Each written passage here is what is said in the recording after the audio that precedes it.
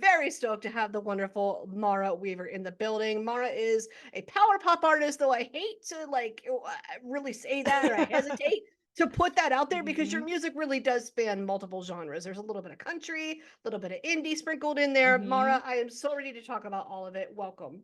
Yes, thank you so much for having me. I'm so excited to be here. I'm excited that we're doing this indoors for Yeah. starters. Hmm. Me too. Yep.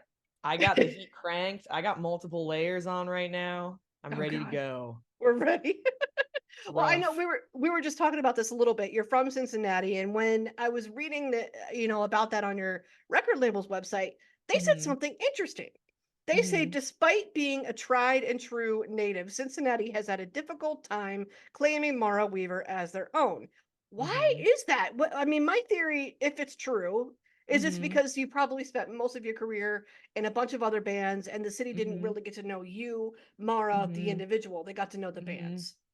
I think Is that fair? I think that's pretty accurate. I mean, honestly, my friend wrote that bio for me, but he's known me for a really long time, like since we were 18. And I, the first band I played in that toured was called Mixtapes, and we Mhm. we never did well in Cincinnati for some reason. Like Odd. our shows here were worse than any show in the entire country. Like we would like kill it in Cleveland. And we really did. I don't know why. Cleveland really liked us. There was a guy who head walked at one of our shows. I love that Yeah. so much. Yeah, there were enough people for a guy to do that, which is hilarious because we were like playing the softest like pop punk You do imaginable.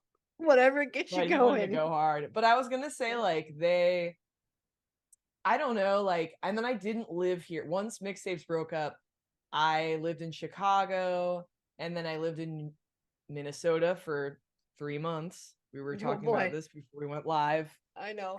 Um, and and I lived in New Orleans for a couple years. So I didn't come back to Cincinnati until like 2019. So I think that's like another reason why Oh, it's kind of okay. like I was gone for like 6 years or something like that. But it is weird because even though I was always going to shows in Cincinnati and I was in a Cincinnati band, we were touring a lot and we didn't even really play that many Mm. local shows because I mean, it would like they would be fine. It just was never like I don't. It was like at that age, it's like your friends are kind of like too cool to like Oh, get you. get Okay, what you mean? along. I mean, Mm. I'm not saying that's why, but I definitely had friends who, we're young. People are like that a lot of times at that age. Like Mm-hmm. it's like, oh, I'm 19, and like at the first show we played, I remember was really great, and all our friends were like singing along, blah blah blah, and then like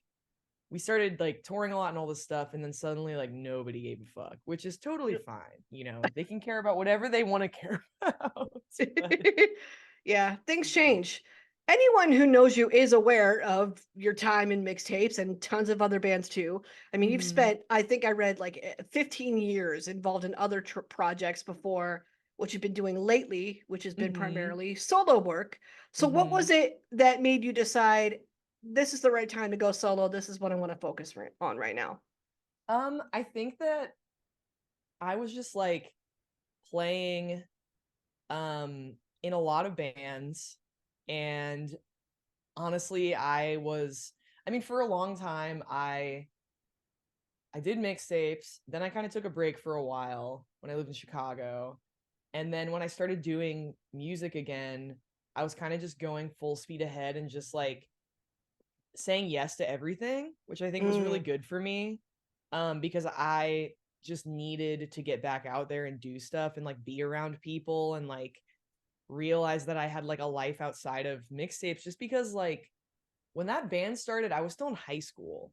yeah. And so I was in that band and touring pretty like heavily from ages 18 to like 22, 23, which is a very formative time, obviously. Yes.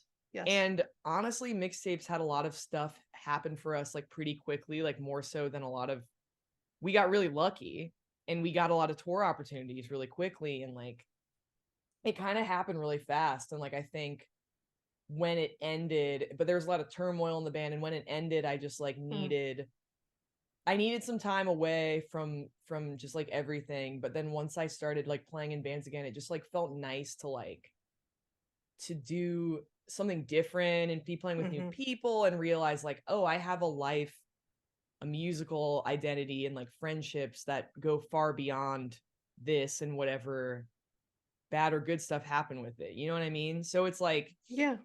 I don't know. I think like it just got to a point within the past few years where I started to get a little burnt out though. Like I think in 2019 I played like 100 shows, Oh, and wow. that's not accounting for like travel days or like, Yeah. you know, and like I was broke, honestly. I was like tired as fuck. Like, Yeah. you know, I was in Europe twice. I like did a sorry, it felt like somebody knocked on my door, but I think it was the wind. It was the wind. It's But always the wind. yeah, I know. Just a ghost, you know, it's fine. Ghost of Christmas Past, the one that just happened. Yes, that one. But like, you know, I think I just like I had been wanting to do it for a really long time, and I kept putting it off, and I kept like I've always written a lot of music, but I just like didn't really have the confidence to like follow through with it or the like focus. Why? Why is that? Because I can't imagine that. Okay, this is, you know, getting personal here, but I have ADHD. It's Oh. pretty bad. Like I have trouble concentrating all the time. Like even while we're like I started to answer your question and then I was thinking about answering the question and then I started to like not know what I was talking about. You know what I mean? But I don't see You would that. never notice. You would never No. notice. No, But you're carrying like on a conversation wonderfully. I'm so glad. I'm so glad. But I have a hard time focusing and it's like really hard for me to actually get my shit together on my own. Like I I need got it. other, which is common with ADHD. It's like you need structure and other people to hold you accountable.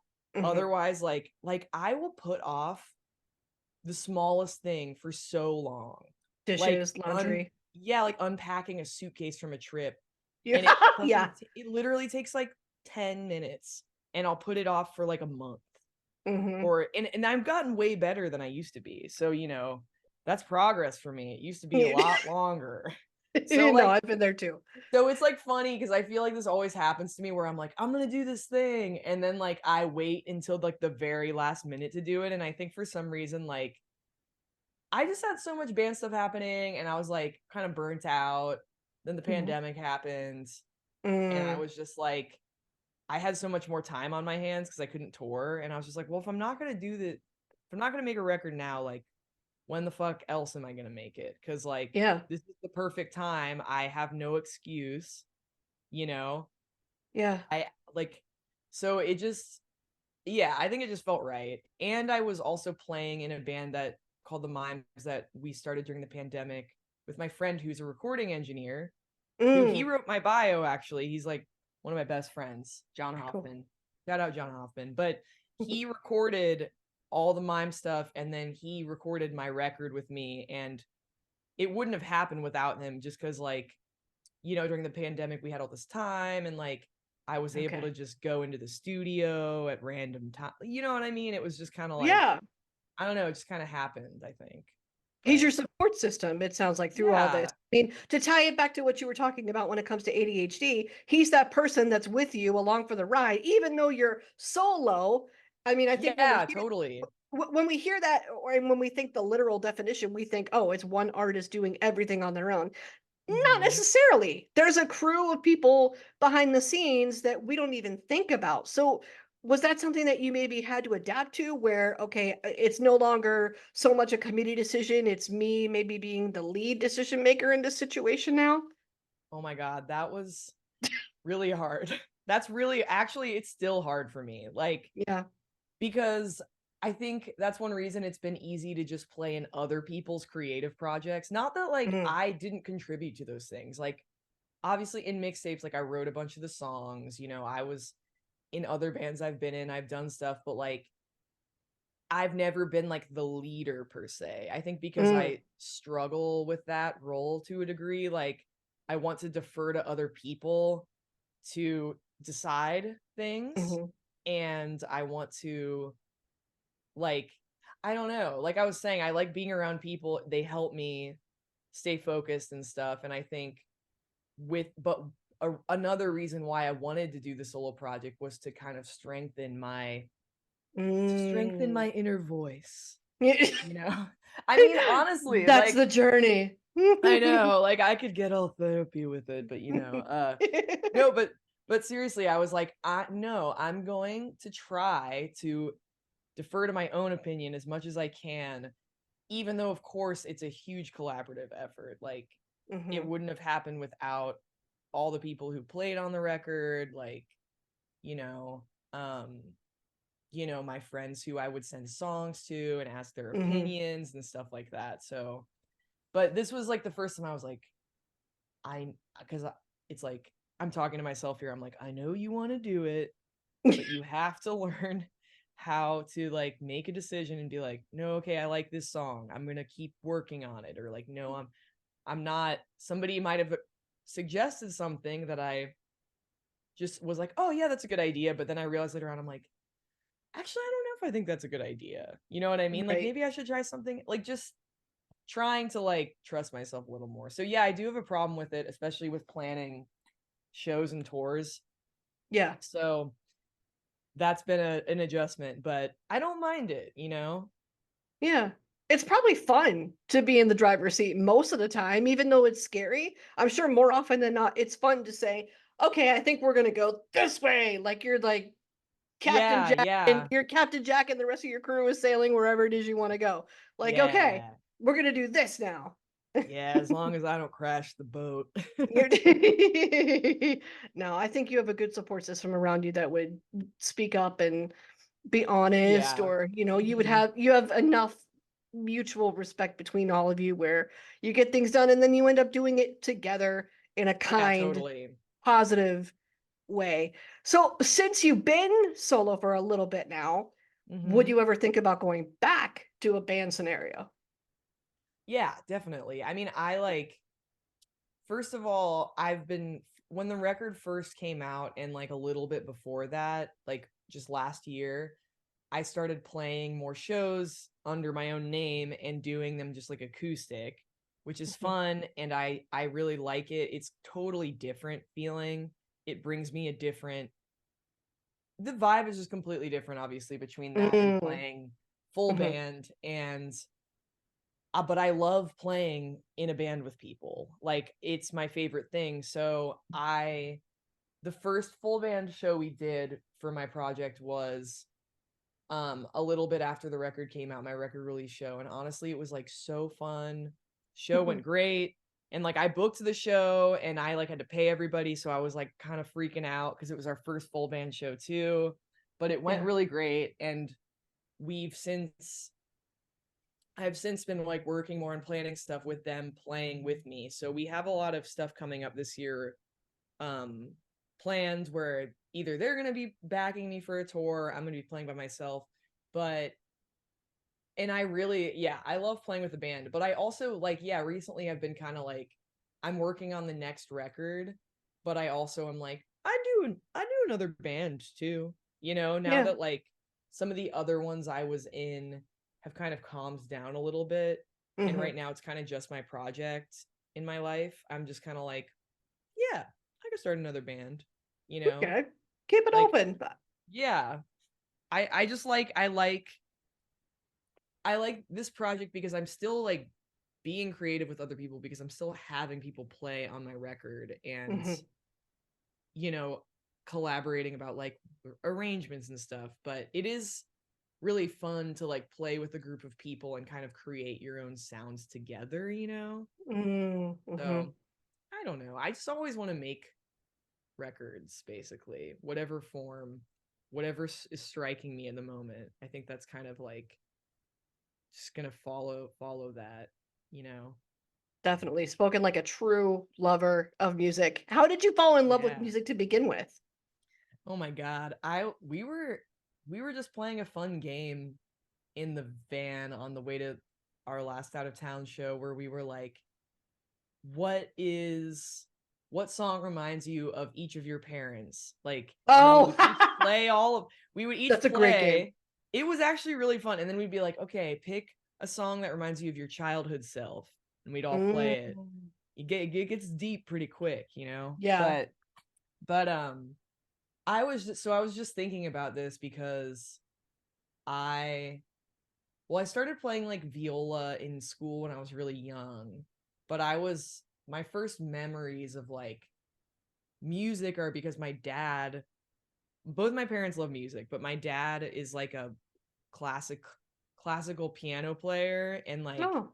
he like won all these competitions when he was like younger, and he played in like synth bands in Detroit in like the 80s Mm, and stuff. He's a big synth guy, my dad, okay, which got is it. cool. So when I was a kid, he was always playing like random songs that I would ask him to play on piano.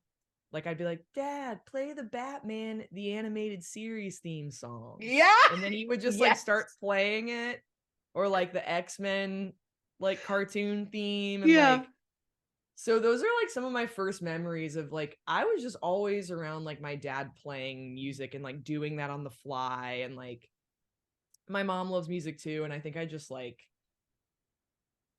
just starting really young, I always like wanted I just had an idea in my head that I like wanted to be a musician. Like I Mm-hmm. remember we had to do like a bucket list thing in like second or third grade, and it was like, Okay. what do you want to be when you grow up? And I said a conductor and a composer. Oh, I mean, they're kind of one and the same if you really think I, about the mechanism behind it. I know, it's true. And also like it's funny because I meant it in like a classical sense, because I just thought it'd be cool to do Yeah, yeah. this and to write songs and to like, and then I'm like, you know, that's kind of what I just did. That's kind of what I'm doing, but just with different kinds of music in a weird Yeah. way. Like doing a weird dance while I Yeah.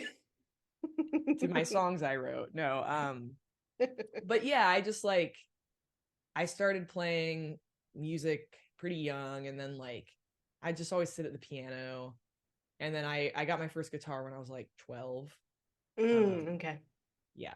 And it was before I got Green Day got me really into like the idea of, oh, I want to be in a touring band. Yeah. Like I want to be in a band. And those are the songs you can like first initially play too, so you can get excited. Because Yeah. most of it is like 3 or 4 chords. Most of it, most of Green Day's catalog. Hmm. So you're like, holy shit, I can actually do this. And then that spark just whoo, you're off. Yeah, they were huge for me. It's funny too though, because before I got into Green Day, I got my guitar before I got into Green Day or like punk or anything. Mm. And the first songs I was trying to learn were just like Stairway to Heaven, or uh Yeah. literally like I learned like the intro to Sweet Child of Mine, and Oh, then like I was just like looking at like ultimateguitar.com at like yes. popular Yes. like rock songs or whatever. We all But did it. yeah, so like but then I got into Green Day and I was like, I don't need to learn any of that anymore. I can just play these chords, you know? Ta-da. So which inhibited me a little bit for a while, but that's okay, you Yeah, know. you've definitely expanded since then. I mean, even when it comes to like just design and aesthetic, I was watching your videos earlier and I was like, oh, these are really fun to watch. The lo-fi indie vibe that's, going on. And is that intentional? Thanks. Is that the mood you're going for? I think so. I mean, like part of the lo-fi thing is just that like we don't we did they're pretty DIY, you know what I mean? Like Okay. but also yes, like it was intentional too. Like the first one we did, Crush, um which is like medieval inspired, and I like cut off my friend's Yeah. head and stuff like that. That one Yes. was so fun because it was the first one we did, and I actually like when I was in high school, I was really into like editing videos with my friends. Like we would just be like, let's make Mhm. a video, and we would just do weird things, and I would try to like edit it to make like effects, like Okay. make like a fake horror movie where my friend is coming down the hallway, and like pause it for Yeah, every yeah, yeah. like doing like not stop Stop motion motion, to but kind of. trying to do that. And so but I haven't really done it in a while, but I really like video editing, so I was like, I'm gonna edit this one, like, and it was my idea, but my friend Scott directed it, and he did like most of the work, but like Hmm.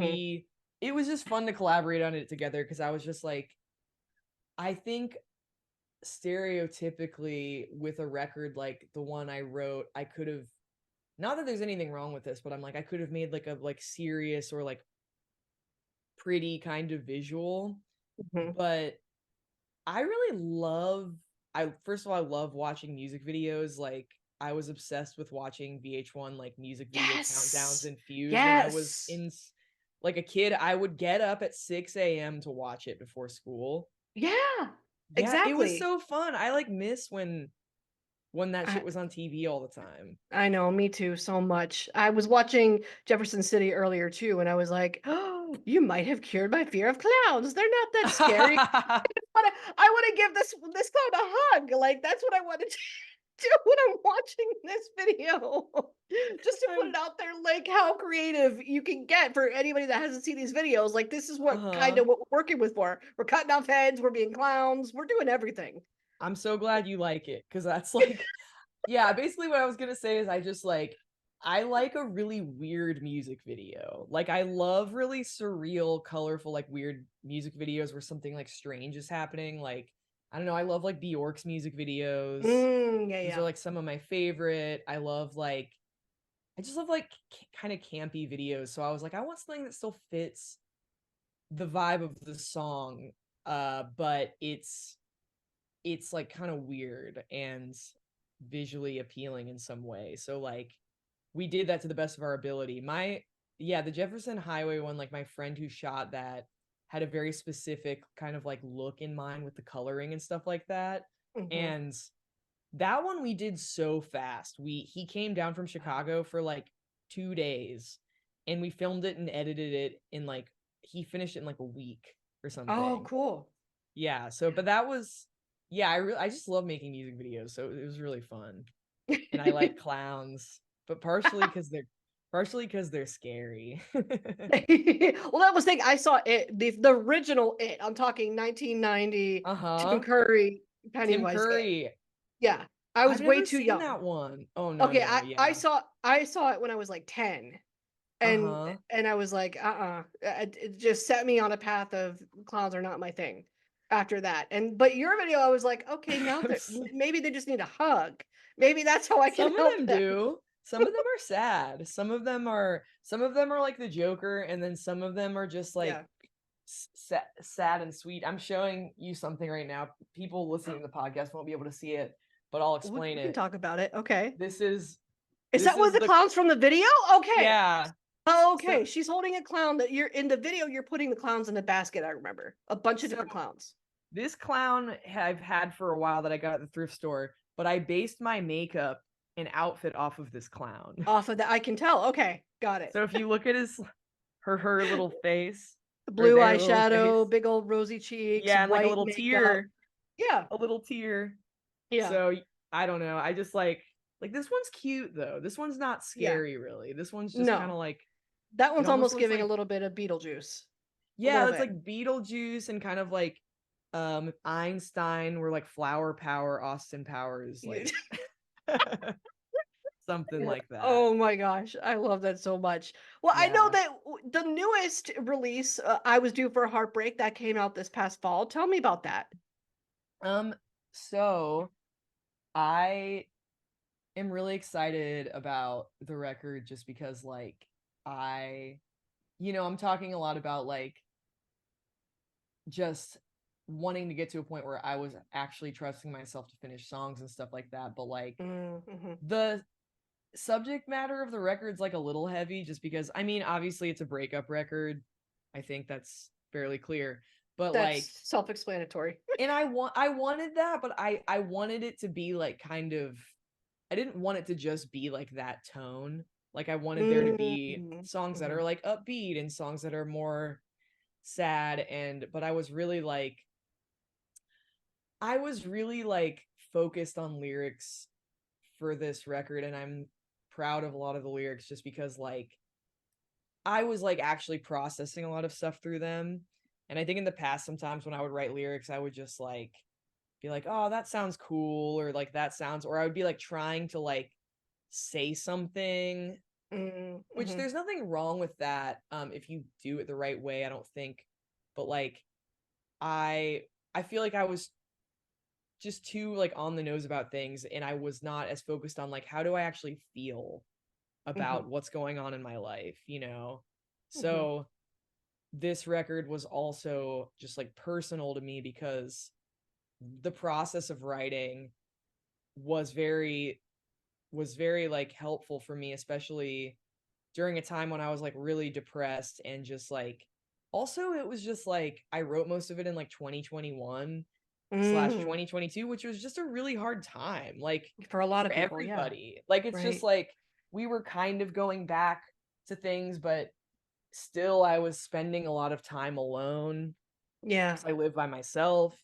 And a lot of it was written in that winter. Like I write a lot in winter, I think, because it just makes me feel better. And I'm also less distracted by like going out or like Yeah, yeah, yeah. being Mm-hmm. outside. In the winter, I'm just like, I'm sad. I'm here. Yeah. There's nothing else to do, so I'm here. Yeah, exactly. So I'm really happy with how the record turned out. Obviously, I think every artist after the fact, to a degree, is like, oh, I would have changed this or that, and stuff Oh, like yeah, that. yeah. Mm-hmm. But I'm just like trying to like accept. I'm like, this is a piece of time, and if there's anything that I like wish I did differently, like I can do it on the next record because like it doesn't have to be Yes. perfect. Like that's what there's like so much work that actually goes into making an album, and like Mm-hmm. and money too. Oh, And people it's have just no like idea. they really don't. Fans have no idea. I was just learning not too Hmm. long ago about the venues taking merch fees or a percentage of those every time you play Yeah, somewhere. I was like, wait a minute. As a fan, I was like, what? yeah. I was It's like, I'm also gonna make sure I buy merch now. Like, good lord. yeah.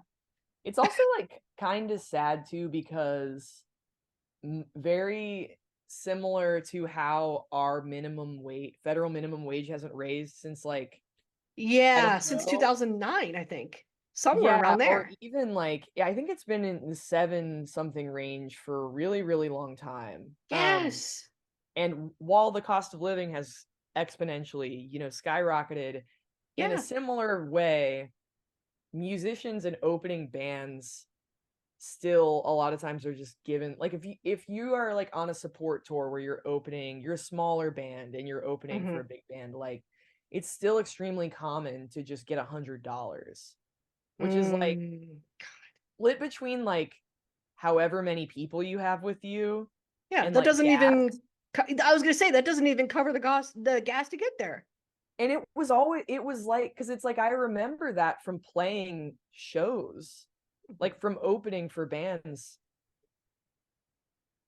12 years ago, and it was the Mhm. same, and it's the same now, but instead artists make less money because of streaming Mm. and merch cuts and all this stuff. And it just kind of bums me out because I feel like there's something about music specifically as an art form where people like think there's shame in like wanting to make any money off of it. Like, Yeah, that 'cause, like, always boggled my mind. yeah, I feel like there's people in punk especially, it's like, oh, like people used to say that sometimes about mixtapes. Like they were like, oh, why are they doing this like support tour for this band I think is lame? Or like, why are they doing Warp Tour or something? And then somebody else would be like, not that you should read the comments section ever, but Oh, yeah. somebody else would just be like, "Oh, because they're like making the big money. They're like selling out." And I was like, "Dude, you make less money on a big tour." Like, They have no idea. I was like, "You literally just have absolutely no idea how this works." Like, Oh, I was like, "I'm lucky if I'm just want to like live my life and be able to do music. Like, I'm not trying to have some huge career. Like, as much as any musician wants that, like, you can't plan on that or something like that. It's all out of of your course not. control. It's like I just want to not like lose money and still be able to prioritize making music, Yeah. and it gets harder and harder, like, for musicians all the time. And like, I'm fortunate because, like, it's like I have a job that lets me leave for tour. Like, Mm, I yeah. have my family, like, if I was like seriously like fucked and didn't have any money, like, I'm privileged enough that like my mom would be able to help me and stuff like that. Yeah. And it's like, most fucking people don't have that. So it's just like, I'm like, if I can't fucking do it, like, or barely can do it, like, what's everybody else gonna do? I don't know. I just Yeah. try not to get too like hopeless about it, I guess. Well, it doesn't seem that way. I mean, I would imagine that the one thing that does keep you going is the passion just for creating it, period. I mean, that's all you have at the end of the day, given how It's cutthroat true. everything else is. Yeah. And I mean, like, obviously, I think it's good to have people who just want to do it for the love of it. Like, of course that's good for everybody, but like, I don't know. I just like, I feel like you have to just really care about making music to do it nowadays, which, Yeah. I don't know, there's pros and cons to that. Like, because at the end of the day, when I do classic things that I think everybody does, like compare myself to other artists, or like, et cetera, et cetera, I'm just like, Mhm. dude, that's not why I'm doing it though. Like, my main, that is like a rabbit hole that's easy to get sucked into. And just like, Very easy. I just want to focus on actually making music because that's my favorite part of it anyway. Mhm. So, I am happy with where I'm at, and I feel really thankful for like what I'm able to do. But at the same time, of course, there's like unfair practices going on in music, especially with like streaming stuff Oh that my should be God. addressed. Like, it's like, Yeah. you don't want artists that you like to make money off the things that they actually put a ton of money and time and effort into. Like, that Mhm. makes no sense, you No, know? it was terrible. I left terrestrial radio for that reason. Oh Just shit. the stuff that I saw behind the scenes, the lack of excitement for community and up and coming acts, and Mhm. just it was a numbers game. Yeah. Can they Mhm. sell? Period. And I was like, Yeah. well, no, I don't know that, but if we don't give them the chance, this is going to Yeah. be very stagnant. And that's why, nothing against Metallica, I love Metallica, but that's why we Mhm. have their 20th album promoted and made like Yeah. a huge thing, instead of someone younger, someone up and coming, someone else who's doing something just as cool maybe, but you don't know about it. So Yeah. I left because I got tired of sitting in those meetings, and I just Yeah. didn't have the same Yeah. the The same line of, values. well, yeah, just my line of thought was not the same. It Yeah. didn't make sense. I didn't understand, of course you want to make money, but isn't there some Yeah, give it's here? I know, it's like, it's just Isn't there some depressing. give and take? Yeah. And it's like, I know there's like no ethical consumption under capitalism or whatever, but it's just like, and everybody needs to make money, but there's like a point where it's so fucking depressing, especially in like the music business, where it's just like, people are Hmm. so desperate to like cling on to just like this person who's so popular already, and they just want to keep pumping that up, and they're not as Hmm. interested in actually like fucking what they like what music they think Yeah. is good, or like finding new artists or anything. Like, I'm just like, yeah, it's like, oh, this person does good streaming, so like, I don't know. I could Yeah. go on and on, but it's just It's too much. complicated. It's so complicated, and it's like Yeah. the mental gymnastics around it are astounding. I can't I Yeah. can't put my head around it either. But I know that you're definitely looking forward to some fun things coming this year. You hinted a little bit of that. So what's on the way? Yeah. What can we get excited for? So I have been working on the second record already. No, I just put out the first one, but I have like a ton of songs written, and I've been demoing them in the studio, and like, I'm really excited about that. Also, the tours haven't been announced yet, so I can't talk about them exactly. But they're But coming. I have a booking agent now, which is awesome. That's new. So I'm Okay. getting more tours, which is really cool. So then I could play for more people, and he can help me get a little more money too. Um, so I'm gonna be definitely doing an East Coast tour in June. There's that, Fun. and an Okay. East Coast and Southern, and I'm playing South by Southwest in March. and Awesome. doing a tour after that. That's going to be really sick. It's like with one of my favorite bands. So I'm Ooh, very more on excited about that. that. Yeah, More on sorry. that. I I wish I know. could say it right now, but maybe after the fact, whenever this comes out, it'll be announced and, etc. But yeah, I don't know. I'm just trying to play shows, and um we have like a live session planned with like Mike Fulumley from Smoking Popes, so that's cool. And yeah. Well, I might be saying his name wrong. Let's Mike Fem. Oh shit. Uh Mike, if you're listening, tell us. yeah. Wait, I can do it really quick. Uh it's yeah, Mike Fulumley. Yes, Plumley. there we go. Got it. Okay. Well, anyway, so that's exciting. So I'm just trying to like get out there and play as much as possible this year. So, Nice. really excited about that, and just working on a new record and stuff. Cool. We're So, looking forward to all uh, of it. Thank you so much for your time, yeah. Mara. Thanks for hanging out with me. Thanks for having me. It was so fun talking to you.